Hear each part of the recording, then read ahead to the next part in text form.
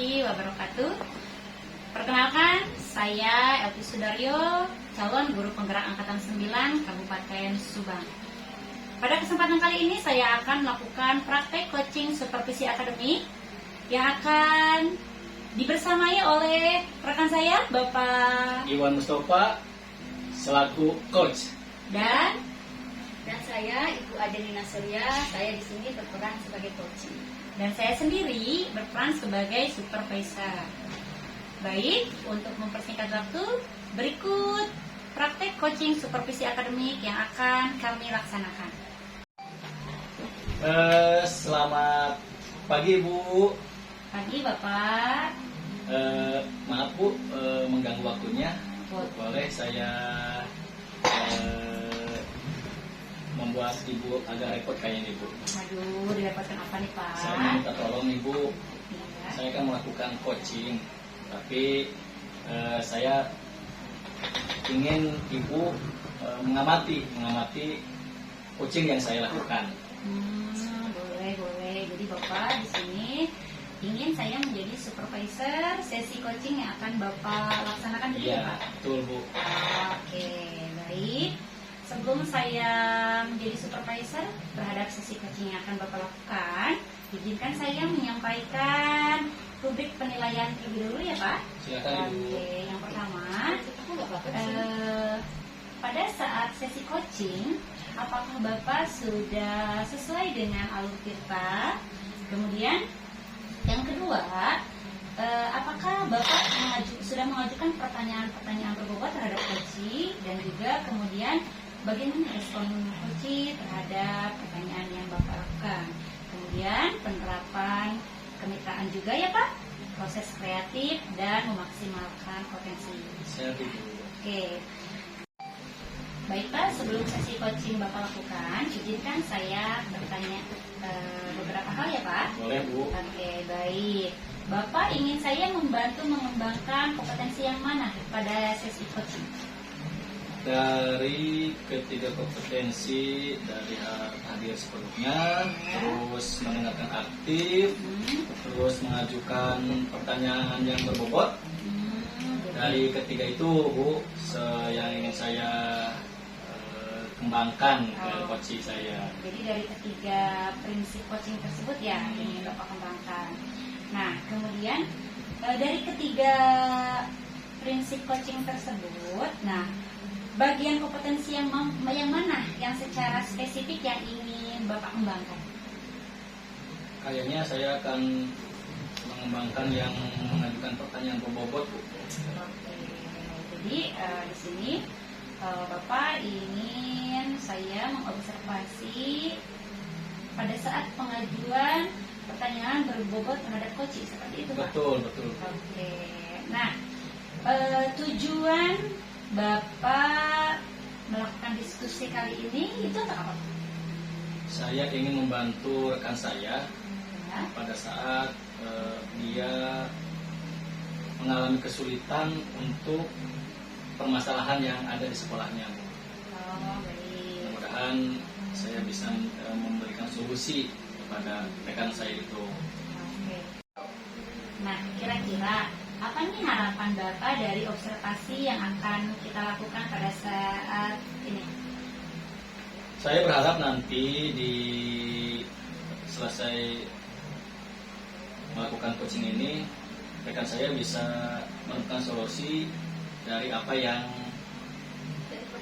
permasalahan yang disampaikan oleh coach saya. Jadi saya maunya siapa tahu bisa membantu coach saya seperti itu Bu.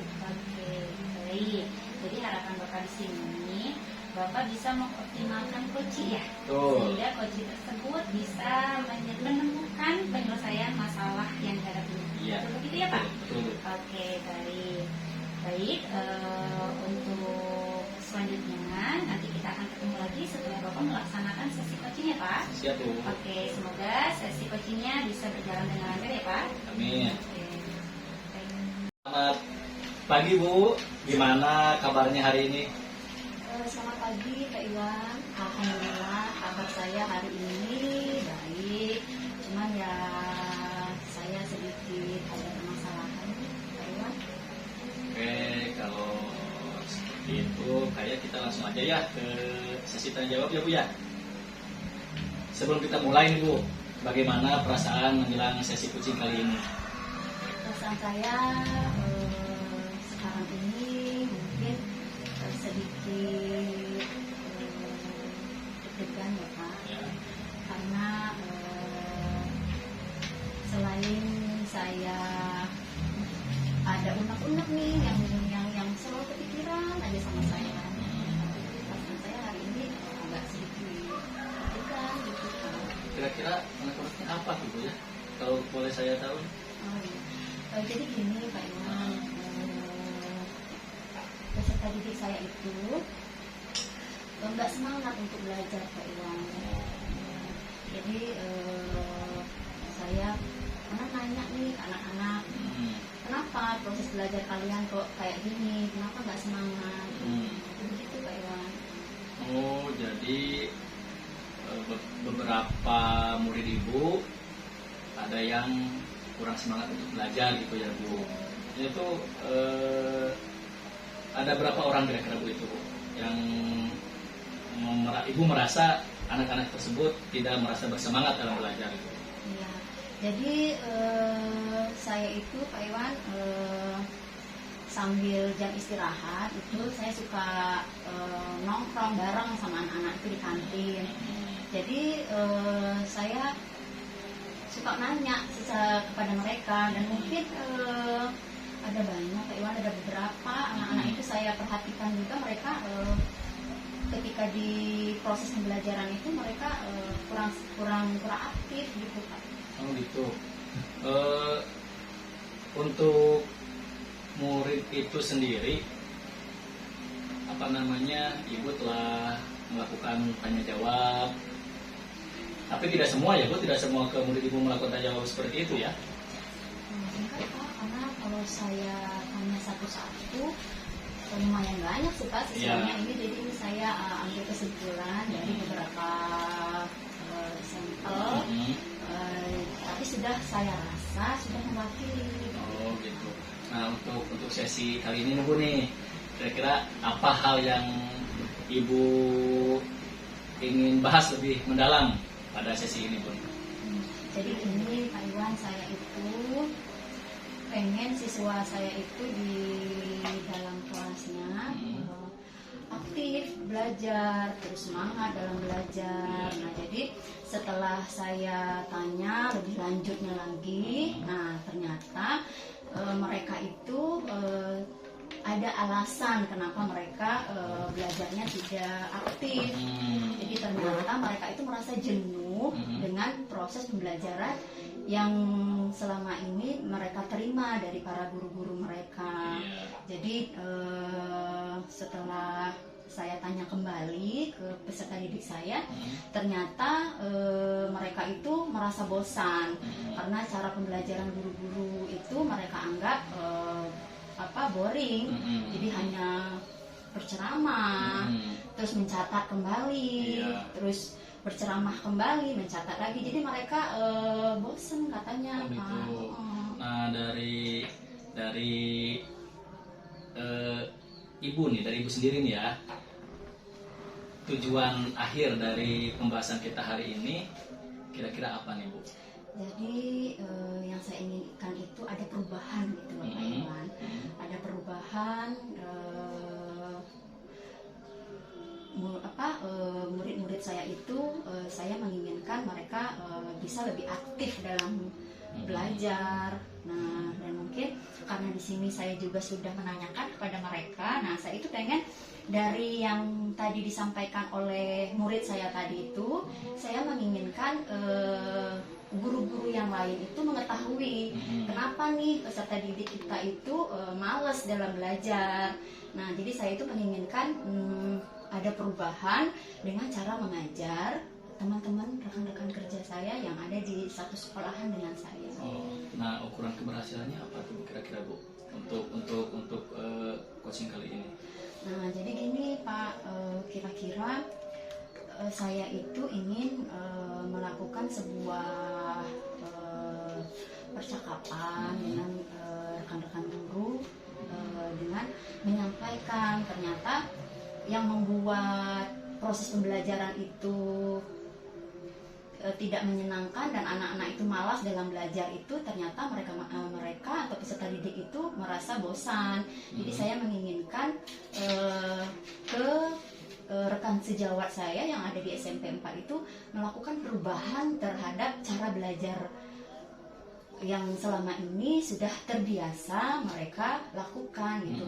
Kan sekarang ini Pak Iwan kita sudah berada di abad 21 ya Pak Iwan. Jadi saya menginginkan teman-teman saya itu melakukan perubahan nih.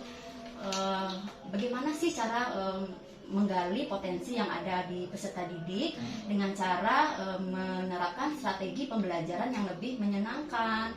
Seperti kan kita menggunakan video pembelajaran atau mereka rekan-rekan kerja saya itu juga menggunakan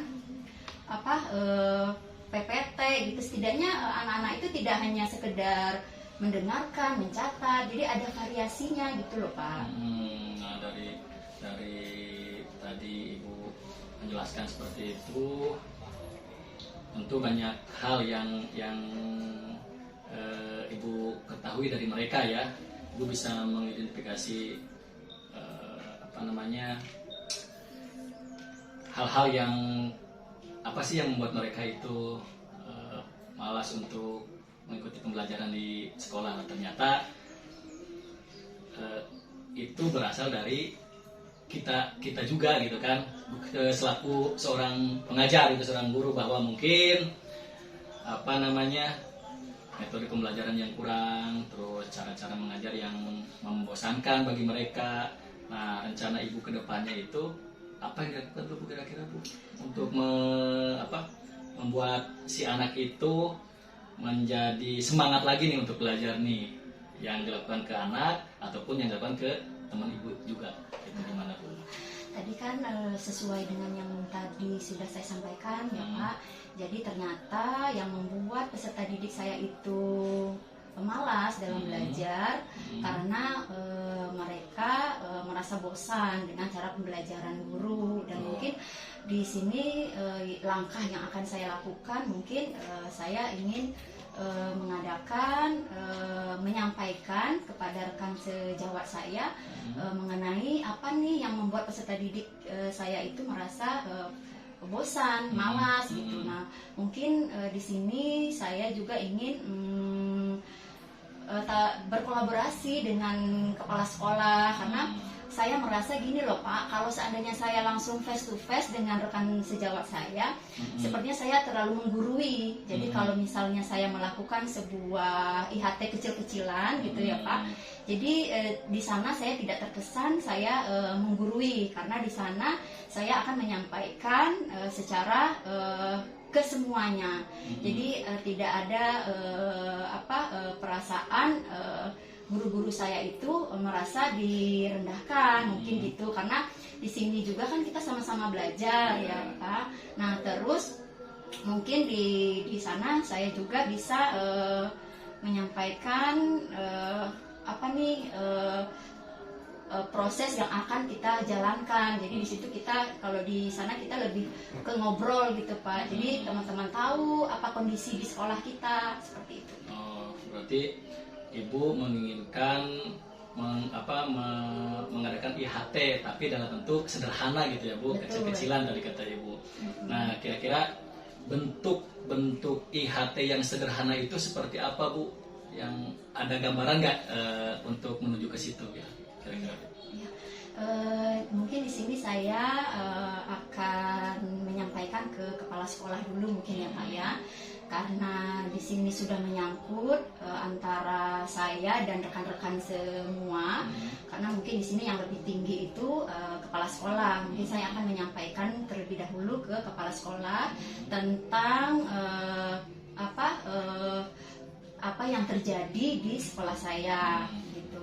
Nah setelah itu mungkin saya juga akan berdiskusi dengan kepala sekolah kapan waktu yang bisa diberikan untuk melaksanakan IHT kecil-kecilan ini. Nah selain waktu mungkin saya juga akan mendiskusikan apakah di dalam IHT ini kepala sekolah mengizinkan untuk memanggil narasumber karena mungkin itu akan lebih bagus lagi ya Pak.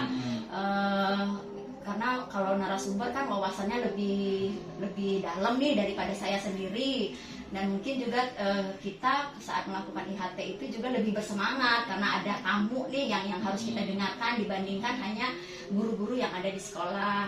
Tapi kembali lagi nanti apakah kepala sekolah menyetujui atau tidak. Tapi kalau seandainya melihat kondisi dan keadaan sekolah yang sekarang ini, seandainya kepala sekolah merasa keberatan untuk manggil narasumber, insya Allah saya bersedia Pak, karena ini saya rasa harus segera ditangani karena proses pembelajaran ini kan dalam suatu sekolah itu sangat penting ya Pak. Nah, kira-kira Ibu di IHT nanti kan dalam proses pembelajaran itu banyak hal ya yang terdapat di proses pembelajaran itu. Nah, prioritas utama apa yang akan Ibu gali, yang akan Ibu berikan ke teman-teman nih nanti, kan di sana banyak, apakah di rencana pembelajarannya, apakah di metode pembelajarannya, atau apa mungkin ada hal-hal yang akan Ibu sampaikan yang menjadi prioritas utama Ibu. Oke. Nah, mungkin kalau seandainya kepala sekolah menyampaikan, Bu, sepertinya kita nggak punya dana nih untuk manggil narasumber. Nah, mungkin kalau kepala sekolah mengizinkan saya, nah mungkin saya akan merancang nih Pak, schedule apa nih yang nanti di dalam IHT itu. Nah, mungkin saya dalam IHT itu akan membuat sebuah program di mana di IHT itu akan saya sampaikan ternyata selama ini proses pembelajaran di peserta didik saya itu tidak memuaskan dan semangat belajar peserta didik itu berkurang karena cara pembelajaran. Mungkin saya nanti akan mengarahkan ke strategi pembelajaran yang dilakukan oleh guru-guru saya itu lebih bervariatif gitu Pak. Jadi seperti mungkin saya akan memberikan menyampaikan, Bapak Ibu gimana nih kalau seandainya dalam pembelajaran nanti itu kita menggunakan teknologi gitu. Jadi kan setidaknya peserta didik itu akan lebih semangat seperti menonton, seperti video pembelajaran gitu Pak. Jadi anak-anak mungkin dia lebih tertarik seperti itu karena kan yang kita ketahui potensi yang ada di peserta didik itu kan berbeda-beda gitu kan ya Pak. Nah, terus juga nanti saya akan menyampaikan ke guru-guru itu bagaimana mereka membuat suatu pembelajaran itu yang lebih menonjolkan potensi yang ada di diri peserta didik. Jadi lebih banyak yang aktif di dalam kelas itu adalah peserta didik, bukan hanya guru-guru saja, begitu Pak. Ya, baik Bu, mungkin itu adalah langkah-langkah yang sangat baik nih yang akan Ibu lakukan ya ke depannya.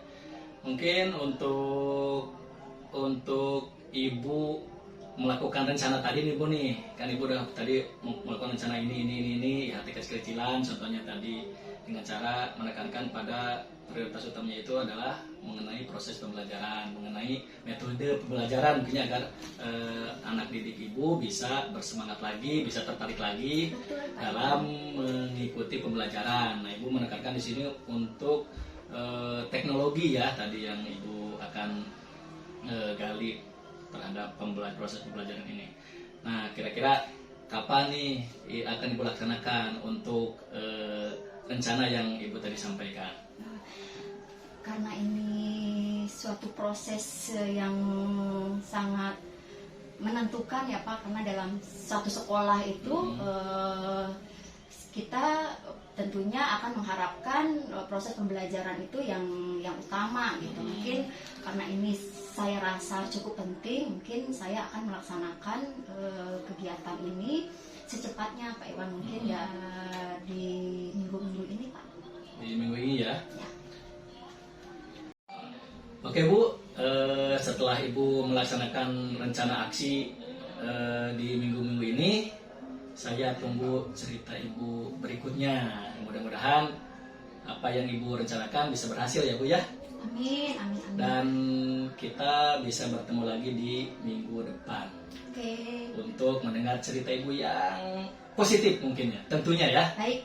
Oke, Oke. terima kasih Pak Iwan Iya. sudah mau mendengarkan cerita saya. Sama-sama, Bu. Dan juga sudah mau menunggu cerita kelanjutan dari saya Siap. setelah saya melaksanakan rencana aksi. Oke, terima kasih Bu. Sampai bertemu di minggu yang akan datang. Minggu depan berarti ya Bu ya. Oke, terima kasih. Assalamualaikum warahmatullahi Waalaikumsalam wabarakatuh. warahmatullahi wabarakatuh. Terima kasih Bu. Gitu, selamat untuk Halo Pak Iwan. Halo, Bu. Gimana sesi coachingnya? mudah-mudahan apa yang dilaksanakan coaching tadi bisa membuat coach saya mendapatkan solusi Bu ya. Oke.